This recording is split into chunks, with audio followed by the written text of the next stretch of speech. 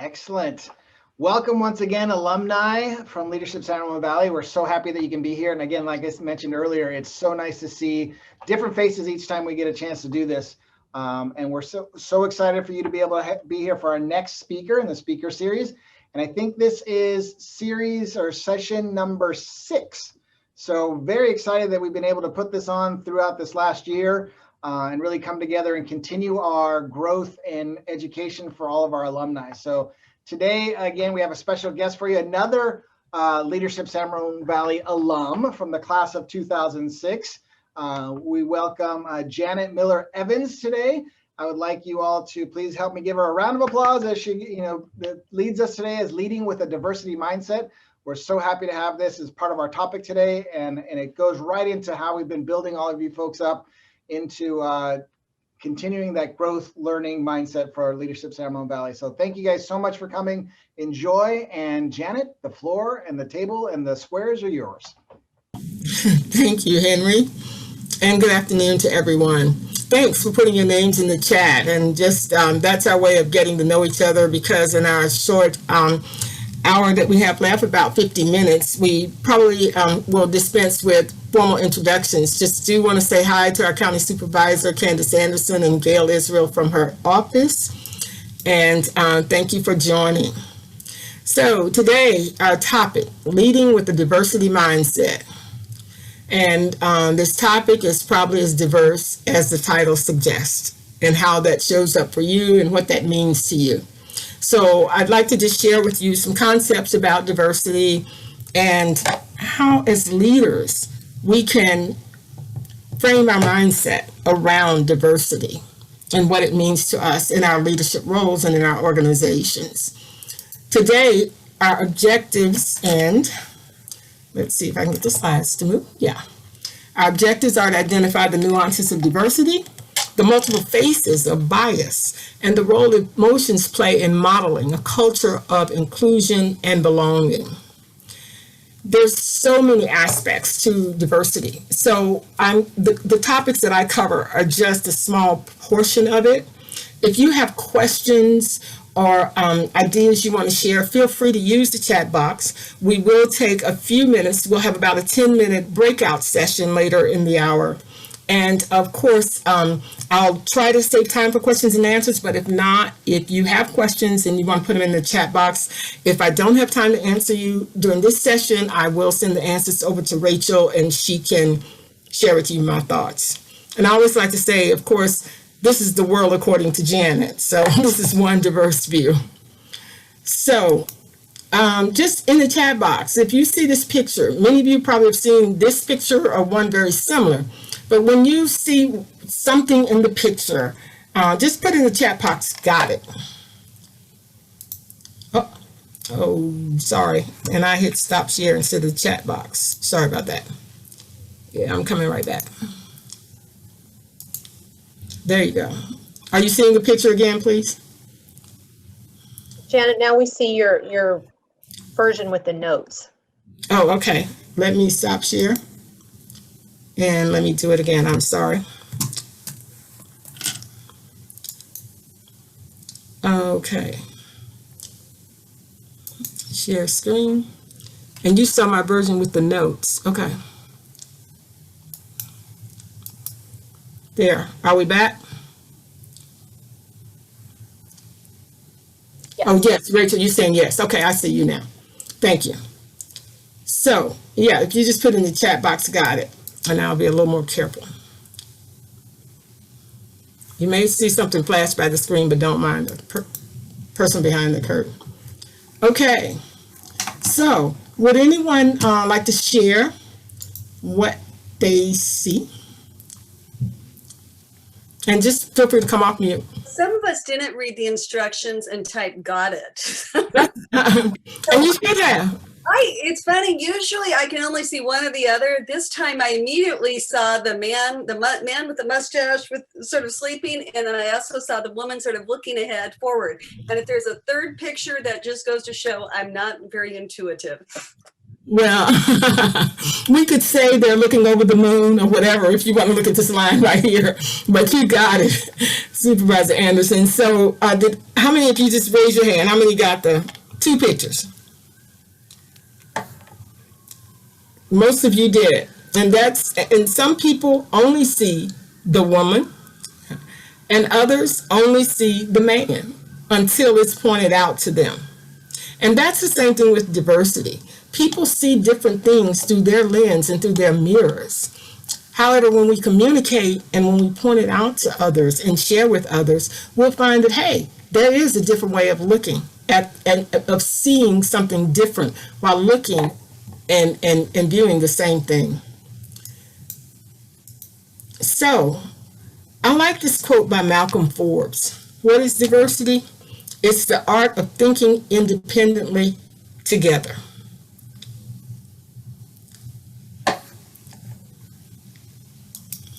Now, with diversity and the role of leaders, it's the range of human differences. When we think about diversity now in the terms of what's happening globally, we're thinking about the range of human differences. We focus on race, but it's not limited to race. It could be ethnicity, gender, sexual orientation, social class. But the benefits of understanding it, it's been proven that when we understand diversity, it creates a greater sense of creativity and empathy. And it also helps human beings reach their true value. And why is it really important to you? Because at any time now, you could be leading or a member of a diverse team.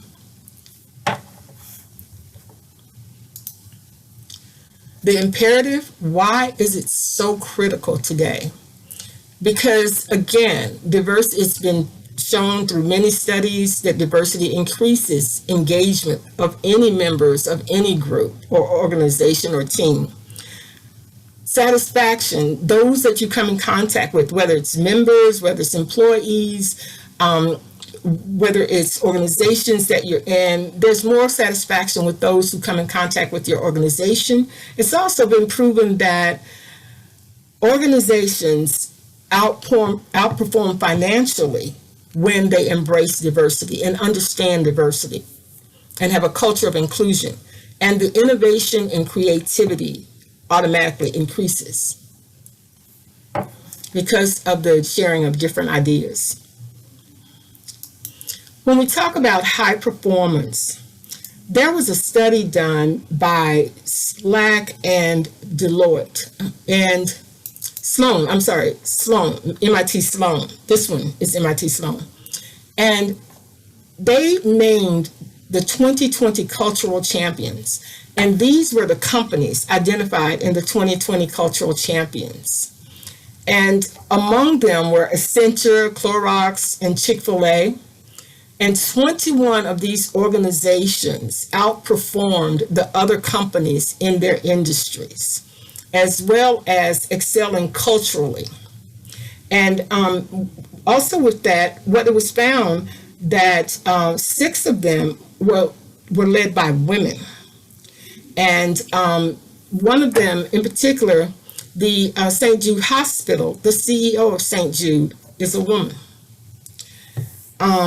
So with diversity, again, comes success and high performance. Now, what were the factors in this study for the Cultural 2020 Champions? D&I, integrity, respect, innovation, agility, collaboration, customer orientation, performance, and execution. Those were the 9 cultural categories that were measured in this study. And again, these organizations were found also to be leading in their industry. They led the Fortune 500 in terms of performance, and also had a greater level of satisfaction among the employees. The mindset of diversity. This is Brian Armstrong, who is the CEO of Coinbase, which is a blockchain company. And Brian recently announced for his company in 2020 that they would not be talking about any social justice issues or diversity. And he gave them an offer that if they wanted to talk about it, then they'll pay you 6 months to leave. But on the other hand, the Twitter CEO, the former Twitter CEO, Dick Costolo, said, leading with diversity is now a way of life. And if you aren't leading with diversity, you're abdicating your leadership role. And he said, when companies say don't talk about diversity or any social issues, then they're saying the equivalent of shut up and dribble. Which view will win? As we've seen more and more, diversity is becoming a way of life. And the argument for, or the side of the debate for in talking about diversity, modeling diversity, embracing diversity has become leading. And it is going to continue to grow, again, as our society continues to change and as we look to more equity within our organizations and more balance within our organizations. So when we talk about diversity, I think of it as us first looking within. We know the challenges and we know the wins that we've had with diversity, but we also have to look at exploring our own biases. If you have a brain, you have bias. We all have bias. As we know, our emotion, the fight or flight, is started in the amygdala, and then we look at the thalamus, and we look at the various parts of our brains that give us our emotions, that also lead us to our memory of our experiences, and lead us to our actions and reactions. So when we think about bias, how biased are you? Or what experiences have you had or seen with bias? I'm going to run through this chart that shares different types of bias, just to give you an idea. And this is only some of them, of what bias could be. And if you have a pencil and paper near you, if you would just make a tick mark for yourself of this type of bias, either that you've experienced, that you felt, or that you know someone has experienced. Affinity bias. That's the bias. I approve of this person because they're like me. Halo.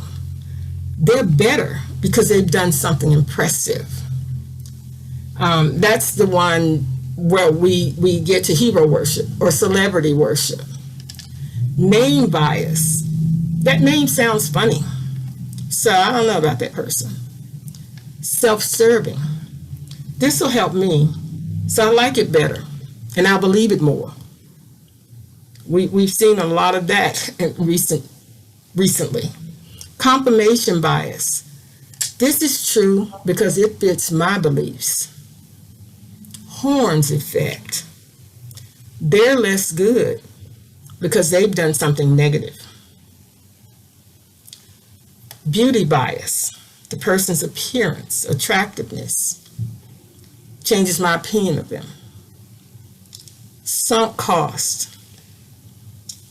I put a lot into this, so it's worth more. An example of that is one of my friends went to Harvard and I went to the University of Tennessee. So they may perceive that their degree is worth more because they paid more to go to school. Attribution bias. I can guess this person's intent even though I didn't ask. I didn't confirm. But I know that's what she was saying. I just know it. I know that's how he meant it. Gender bias. This person is behaving this way because it's typical of their gender. I know he's going to yell at me and I know she's going to cry about it. Height bias. Well, I'm tall. I was doing the research on the presidents, and most of them were tall, but there were some very short ones. But, that's one thing that we think about. And now they say that the average president is normally 6 feet. The average height of the president is normally 6 feet. Actor-observer bias. My mistakes are due to circumstances because others are due to their flaws. Now, I didn't get the job, not because I was late for the interview. It's because that would be somebody else's problem. That's not mine.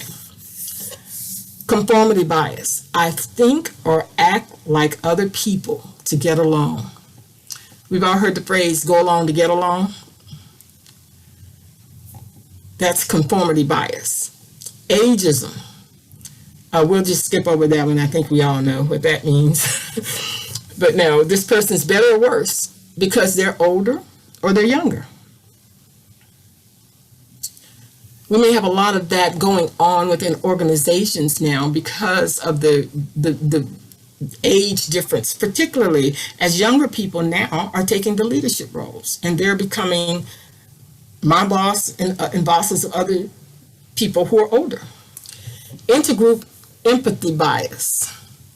It's easy to care about people in my group. And normalcy bias. Though there's a threat of disaster, it won't affect me, therefore I won't take action. That happened with Hurricane Katrina and why many people lost their lives because they felt, I've been through this, it's not going to happen to me, it's not going to happen to my house, I'm not leaving. There could be a great debate, and we'll see how that lands once all of this is over. Mask or no mask. I don't need it. It won't happen to me. I don't believe it. I do believe it. What's your bias? How many of you recognize at least 5 of these biases in your world?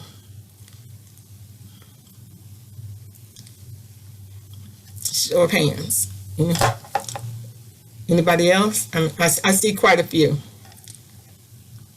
Well, these are just some ways that bias shows up in our life. And these are ideas for us to think about as that little voice of judgment comes into our heads. Am I biased?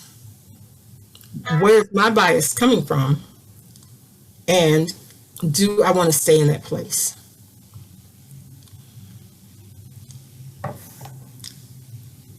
Any questions about bias or the biases?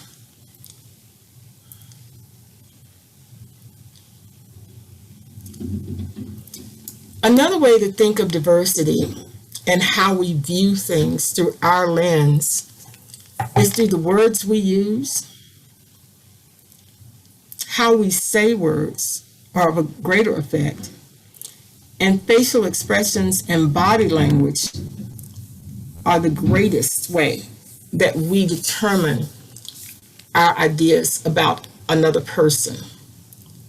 Now that we're in little boxes, things have changed. So we're taking our cues really mainly from the neck up. So I'm going to show you a couple of pictures.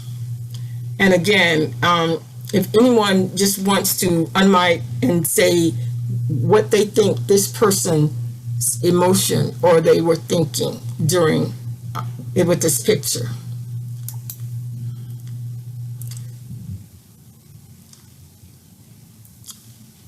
Anyone want to guess this gentleman?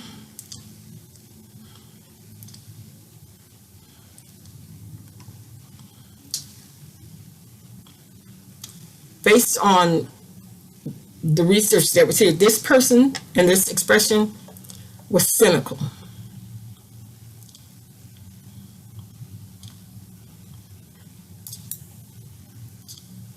You think this person was happy, encouraged, fearful, or confused? And you can feel free to look in the chat box. Oh, someone put Larry for the last one. I see it now. Thank you. No, not who it is. that may be who it looks like. but just what the eyes are saying. This person was in fear.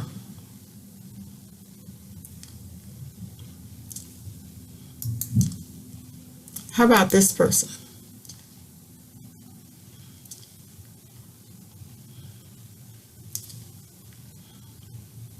Right. Kathy Shiverton got it right. This person is happy.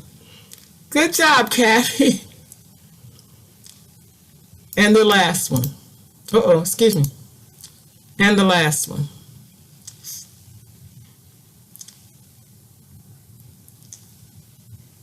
Anyone dare to guess? I see afraid, anger, bored, and Colette, you're right. This person is afraid.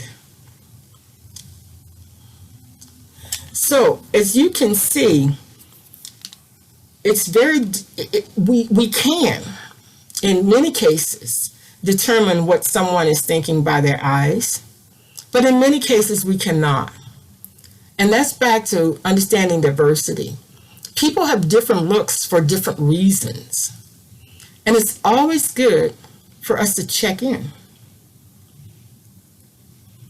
When we make that assumption, again, that's that bias, that assumption bias that comes in. I know what those eyes mean, therefore I know what this person is thinking. One of the other things, besides bias, besides reading the signs, and we're saying both of those things, we would be behooved to check in, to have that conversation, to just inquire, to show empathy. And that leads us to psychological safety. You hear a lot about that today. And what is psychological safety? It's one in where a person feels they're respected and they're connected to the group, and that they have an equal opportunity to contribute and realize the goals of the group and their own goals. As leaders, we can help create a psychologically safe environment by our actions and our communications. However, the individual also has to lean in to embrace that safetiness, because it's an individual thing and everyone experiences it differently. The one thing I think as we go through, and I went through Leadership San Ramon back in 2006, and the one thing that I remember in going through leadership was having to check in with myself and to tap into, if I'm not feeling safe, why not? If I need to speak with the leaders to help me feel a part of the group and included, how did I do that? And do I take ownership for that? And then the one good thing about it for me, and I know Kathy Shiverton was one of our leaders, was the feeling that she gave in helping me feel that psychological safety in a group of where I didn't know anyone.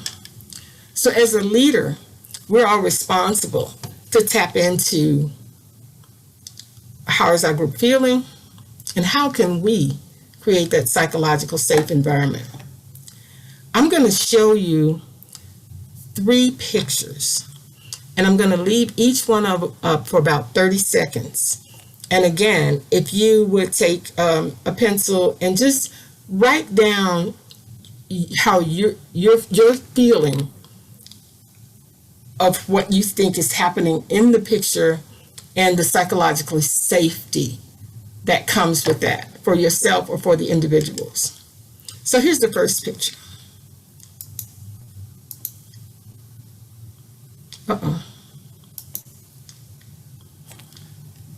So I'm gonna leave that up for about 30 seconds.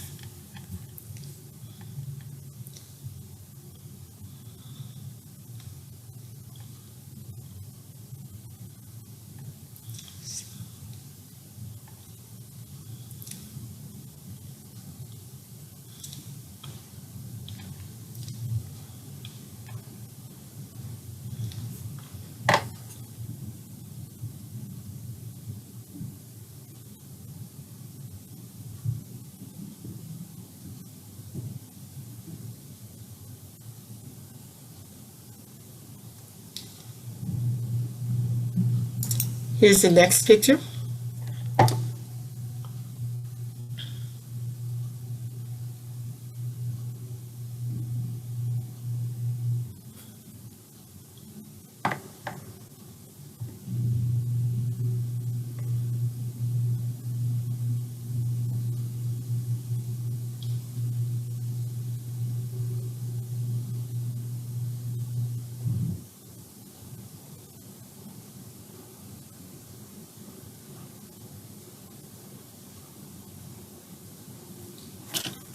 And here's the last picture.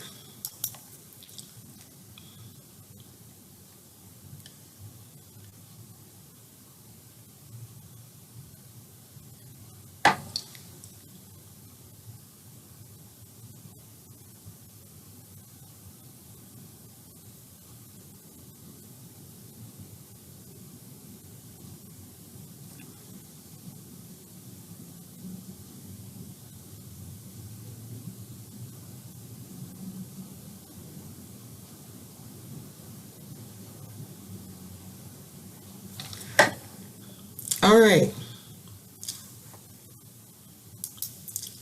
Now, as we go now, I'm going to, and Rachel's going to assist me in putting you in breakout rooms, just to talk about your thoughts and how you experienced the pictures, what biases may have come up for you, how did you view, or what signs did you see?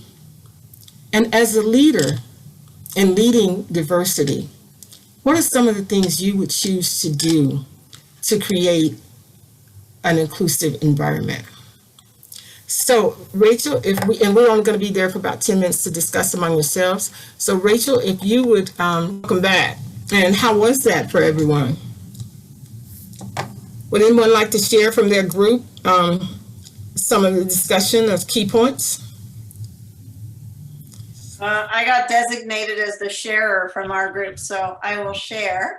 Three of us actually had a great discussion. We weren't 100% sure what the assignment was. We all kind of gave our impressions of the three different photographs, and we had a great discussion about how, you know, it's all about interpretation, and any photo like that is completely up to your first initial, you know, feelings or your own bias.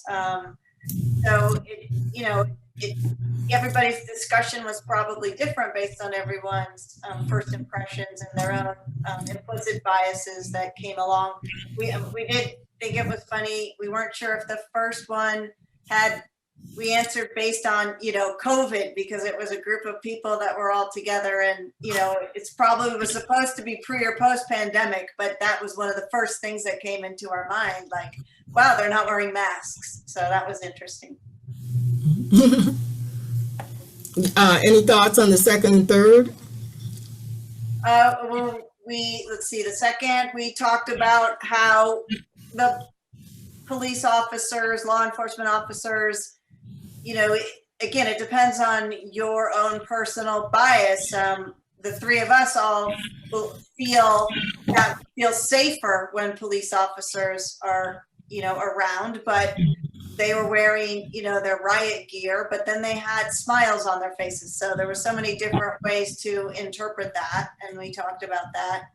And the third photo, it almost was like they were increasing in less feelings of safety for our group. The third one felt less safe, but it was really hard to tell. The woman appeared to be the only woman in the crowd, so that could have been concerning. And in the background, it was sort of, you couldn't really see clearly, it was blurred, but it looked like someone maybe was holding a weapon, so that increased the fear. So we just talked about our impressions about that, and not really sure what we were seeing, but your first initial response was fear a little bit, but then you sort of use your brain to try to figure out what's going on there. Right. Well, thank you for sharing. The other groups, the second group, is it 3 groups, Rachel? I think Victoria could report for us. I don't know. Do you want to report out, Victoria, what we talked about? Sure, Candace. I'd be happy to. Well, So we didn't talk about who would report out. I feel like I'm always talking, so let's let Victoria talk. I'd be happy to. And you think you could, but she had to take an important call. I'm sorry. Go ahead. So on the first one, I think there were a couple of dynamics I thought was very interesting. Candace had her supervisor hat on for a minute because she saw perhaps danger to other people. So she was thinking about kind of crowd control in her mind. But when we also dialed it back to a personal level, we had a discussion about just not feeling comfortable with a large group of people if you're an introvert, and that as a leader, how would you help people connect if they wanted to be a part of that crowd? What would you do to make them feel included? Because it looked like those folks were having a party and kind of doing their own thing, but so it looked like there was a lot of opportunity for someone to feel excluded. Mm-hmm. On the police, I think we had a discussion about when you feel safe. I had shared my story of perspective of, my family, my brother being that recipient of the benefit of the doubt. So because of the color of his skin, he always got sent home, whereas other people didn't. So then Candace was also sharing that's a challenge everywhere, and it's good that people are now recognizing that the color of your skin, and that goes back to what you were sharing, the affinity. Somebody just like me or somebody just like my kid was, let's give him or her the benefit of the doubt versus this person is very much not like me. Like, how do we give the same people the benefit of the doubt, or at least equal treatment across? And the last one was pretty interesting because I think we were all a little bit, initially a little bit frightened for that woman, but it wasn't clear. Perhaps that's bias in and of itself. Was she very happy and comfortable in her religious practice? And were we projecting, our own fear that we feel unsafe for her? But it didn't feel like a safe environment.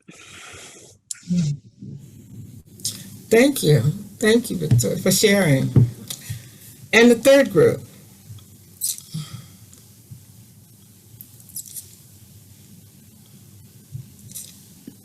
Okay, I will speak up.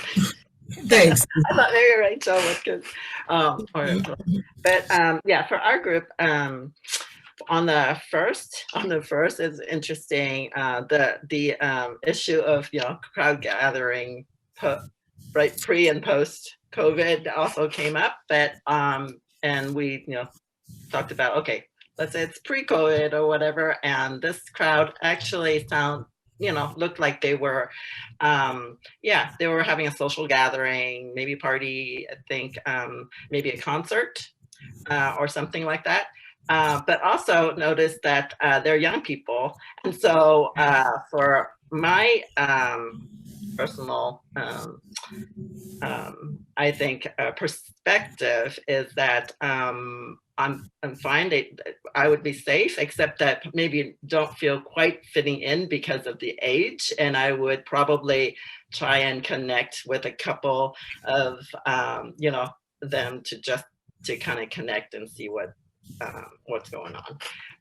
For the second photo, it was interesting, that the all the officers had the gear on, full gear, but they were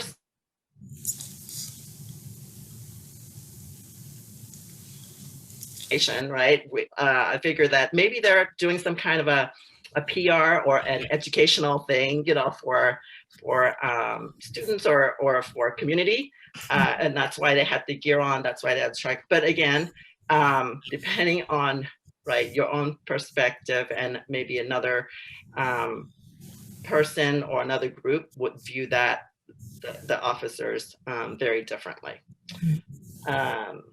And then for the last, I think, just like everyone else was saying, I think because, you know, this group of people and the culture is probably less familiar to all of us.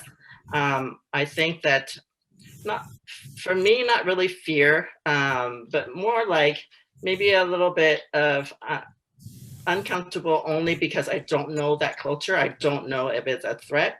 I don't know if it's safe. So I would just basically watch and observe, and actually kind of take cues from them to see how I should react, actually. So that was our group. Well, thank you all for sharing. And the point of the exercise was for all of us to think about where our biases land, and how much of what we have experienced projects in how we act and react. And as we're leading teams, are we thinking of those in the room who may have different thoughts, who may have different reactions to the situation? And do we tap into that? And do we lead and model, making sure that others are focused on inclusivity within the groups? Or do we tend to lean toward the conformity bias of, we want to make sure that everyone is getting along, therefore we don't want to bring up anything that may be considered different or challenging or difficult? And when we talk about diversity, some of those feelings will come up for someone in the group at some time. However, as leaders, again, tapping into our own thoughts and our own emotions, and first recognizing and dealing with those, will help us be a more effective leader for any group. So we look, and as we talked about tapping into our own feelings, then also we want to think about status, power, and privilege. As a leader, we automatically have status, power, and privilege with our teams. And that comes for all of us. In understanding it here, we think about the masculine version of status, power, and privilege. But anyone in a leadership role has that power over others. And it's up to us to reflect on that and know, again, that the way in which we lead, the way in which we model, is the way in which our teams will follow. It doesn't have to be a contest over with a masculine contest with those dominant traits being there. But what it would be is to create an environment where it's more reflective of the diverse group that we have now in leadership and in our roles. So this was a survey done by SLEC and with Achieve Forum. And this was like 700 leaders. I think 200 plus participants, and that's on the next slide. But this is what the employees said are the desired characteristics of a leader. Walking the walk, demonstrating trust among the two top. The employees, and it was 700 leaders and 228 employees. And what was interesting is the question was asked, how often do leaders acknowledge their own mistakes or step into who they really are? And they said, the leaders said they acknowledged them much more than the employees did.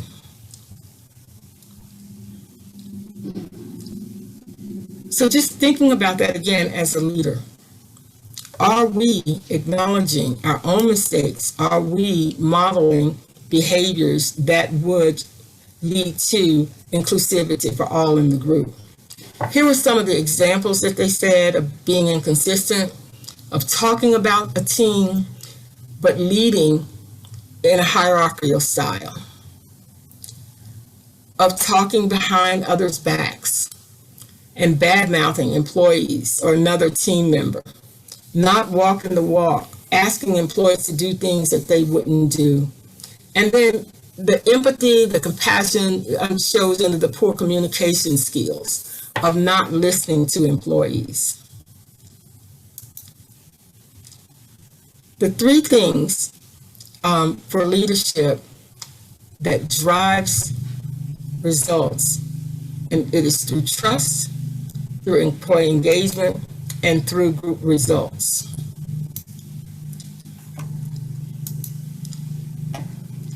So with that, in terms of leading with the diversity mindset, as a leader, you can no longer trust in power.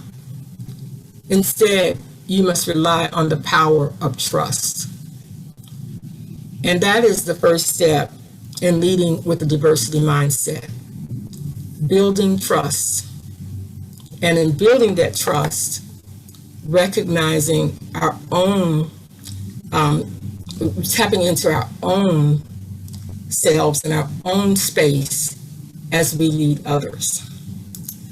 So as I conclude, I'd like to share with you diversity training. Studies have shown that diversity training doesn't work. In 2019, over $8 billion was spent on diversity training, and the spend is growing even more. But unless leaders model a diverse culture, model inclusivity, and really embrace that for the team and ensures that it permeates through the team, diversity will really not happen in the ways that we'd like to see it. And the Rooney Rule was, back in National Football League, they had a rule that for every leadership position, they needed to interview a person of color. Well, that didn't work because they interviewed them, but that didn't necessarily lead them to getting the job. And then no one took that seriously. So the rule of we're going to interview people of color or diverse people of LGBTQ or diverse religious backgrounds is not the answer. The answer, again, is up to you as a leader in your choice and decision to model inclusive culture built on trust. So I thank you for your time. And leadership is not a position or a title. It is action and example. So thank you for this hour, and thank you for allowing me to present to you. If you have any questions and you want to stick around, I can stay around for a few minutes, or if not, if you have questions or want to dig a little deeper, that's my contact information. Feel free to reach out or reach out to Rachel, and thanks again. Any questions, any comments? Hi, Janet. So this is Victoria, a member of the board and the speaker series. So I think I will close it out for the folks who need to go, but wanted to thank you so much. I think this was the practical nature of it. I learned a lot about bias that I didn't know were out there. And really the focus on what we can do as leaders in terms of actioning, I think also very important to highlight that. So I think we're all a little bit better educated, and we really thank you for that. And thank you to the attendees. We do enjoy bringing these to you to increase your leadership skills, and there will be more info coming on the next series. So with that, again, thank you, everyone. And thank you, Janet Miller Evans. Yes, thank you all. Bye-bye.